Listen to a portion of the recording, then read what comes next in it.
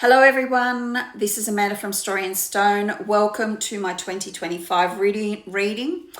I'm really sorry that it's up so late. I've had heaps of trouble with my video and have just decided to scrap it and just do a voiceover to some photos for this video. So I do apologize for the quality of this video and for January's video as well. The tarot deck that I'm using today is the Gold Foil Tarot. This reading is a general reading for the collective and may not resonate with you, but please take from it what you will. If you have any questions or feedback, you can reach me on my business page on Facebook or on my YouTube channel, which are both called Story and Stone. So let's get to it. Okay, so this year is a 9-year. So our years run in 9-year cycles. So obviously this year as a 9-year is a year of completion. It is a year for tying up loose ends. It's a year for finishing off projects that have been languishing in some corner. And it is a year for going back and reflecting on what has been and what has worked for you, what hasn't worked for you, what do you want to take forward into 2026, and what plans you can make starting in 2026. A 9-year cycle for me is not really a fantastic year to start new stuff, even though we will have to do that most probably, because 12 months is a long time not to start anything, but really concentrate on finishing any unfinished business. Because we are in a 9-year, this is also a year of transition. So as we finish one cycle and we start a new cycle, that last year and that first year, you often find they are years for transitioning into a new way of life, a new way of thinking.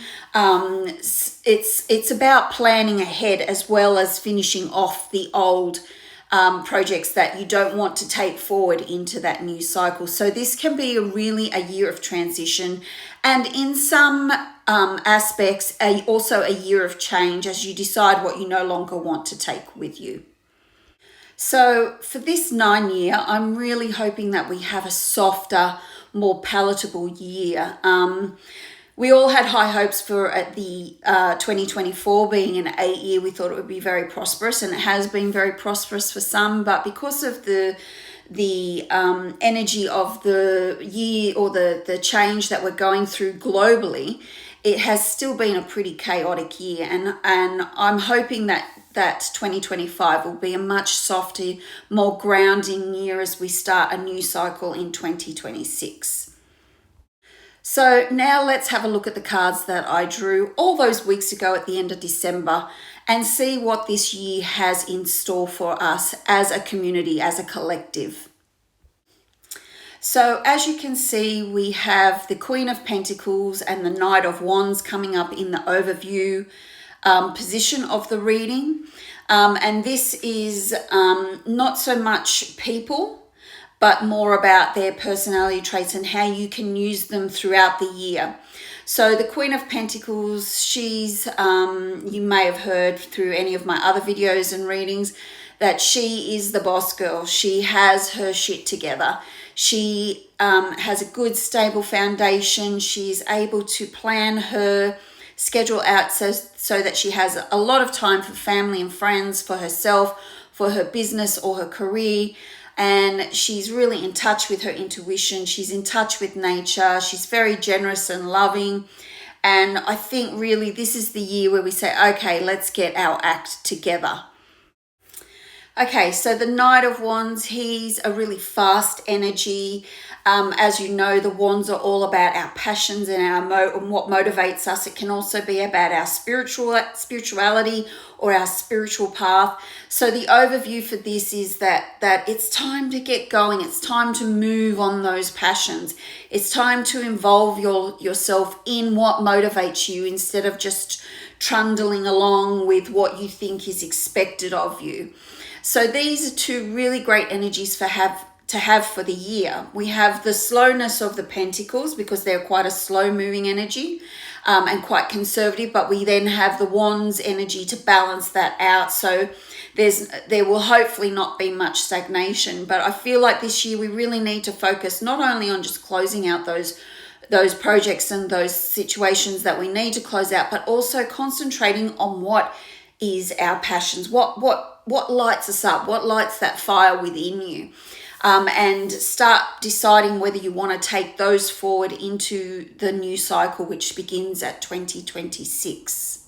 Lastly, I just want to say to just be really wary of the wand's energy. It can sometimes be really gung-ho, and it can actually not think about the people around us. So just be really aware of that when you're thinking about where you want to go for this year and for the next year. And just be really aware of making sure that other people know what you're planning to do as well.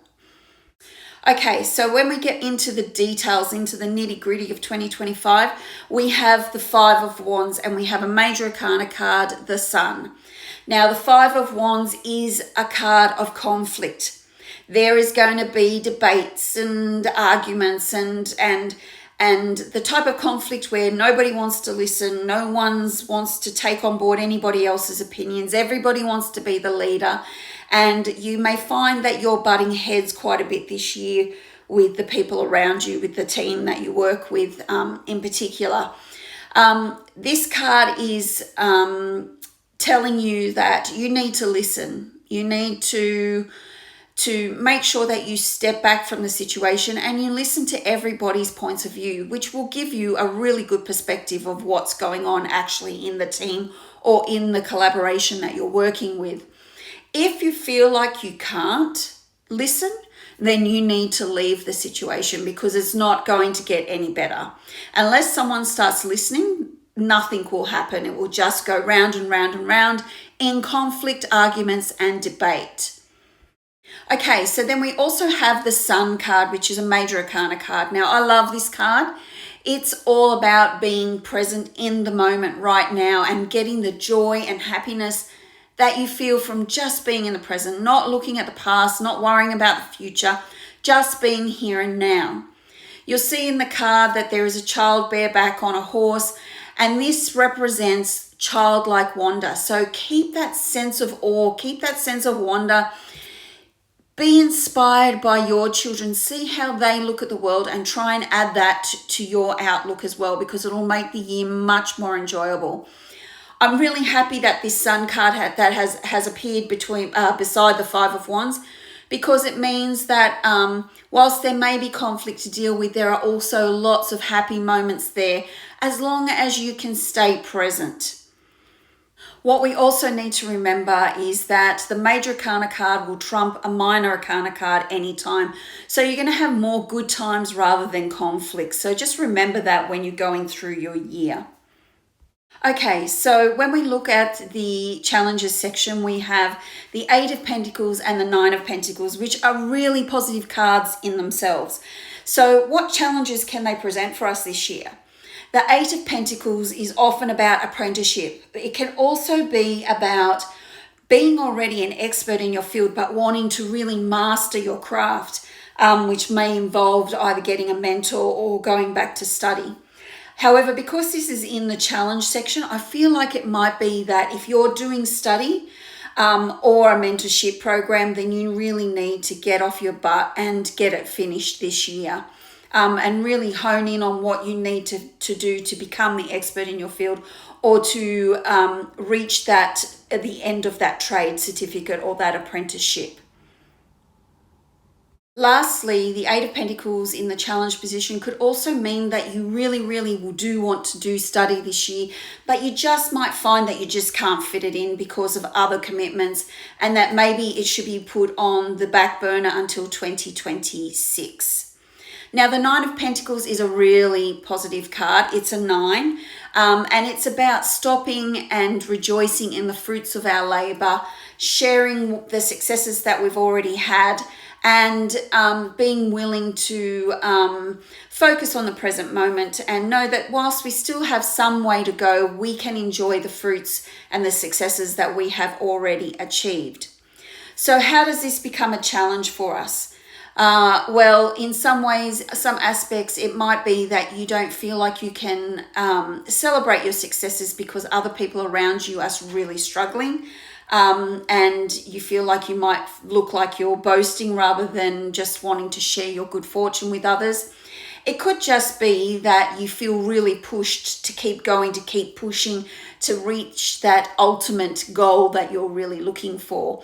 And this is saying that that could be your challenge this year, is to enforce yourself to stop and just really enjoy where you've got to so far. Okay, in our last position for this spread, we have our opportunities, and we have two really great cards here. We have the Ten of Cups and we have the Major Arcana card, the Chariot. Now, the Ten of Cups is your ultimate cup to get, or your ultimate card to get when you are looking at family life and looking at emotional satisfaction. This card says, I've got my shit together. I've built a strong financial foundation.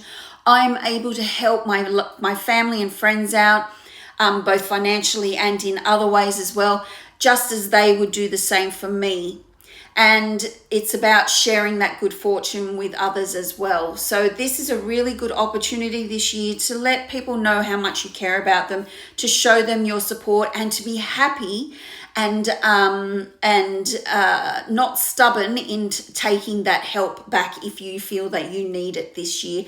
And I'm not just talking about financial support. I'm actually talking more about about emotional support as well. And then we've got the Major Arcana card, the Chariot. Now, the Chariot is a really quick, fast energy. When it appears, it tells me that things are going to happen quite quickly. What this card is also warning you about is making sure that you are in control of where you're going, what your destination is, because the quick, fast energy that comes with the Chariot can also mean that sometimes you can be railroaded by people who have a stronger energy than you, and you'll end up doing what they want rather than what you want. Finally, just be prepared for if things are happening, if closure is coming, if things are being tidied up and ended, to be just really aware that that might happen really quickly. So you really need to be on the ball.